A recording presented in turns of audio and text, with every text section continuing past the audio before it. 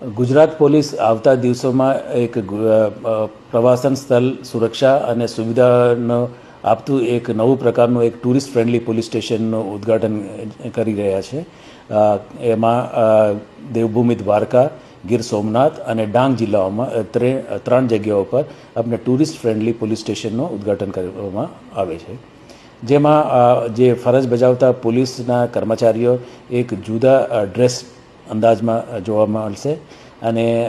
આ police station એ help desk તરીકે સહેલાણીઓને મદદ કરશે અને ખાસ કરીને જે સેવાઓ જે સરકારી સેવાઓ આપવાની હોય છે,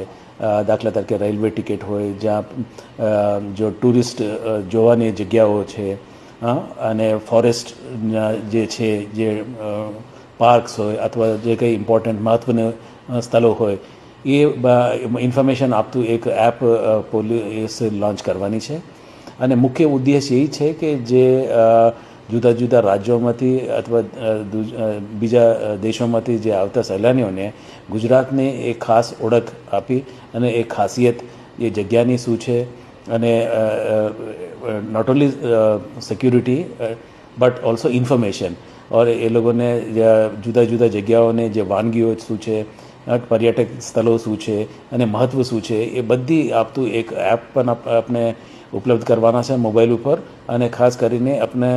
જે ફિઝિકલી એક હેલ્પ ડેસ્ક પણ આપણે આ ત્રણો જગ્યાએ સ્ટાર્ટ કરવાની છે.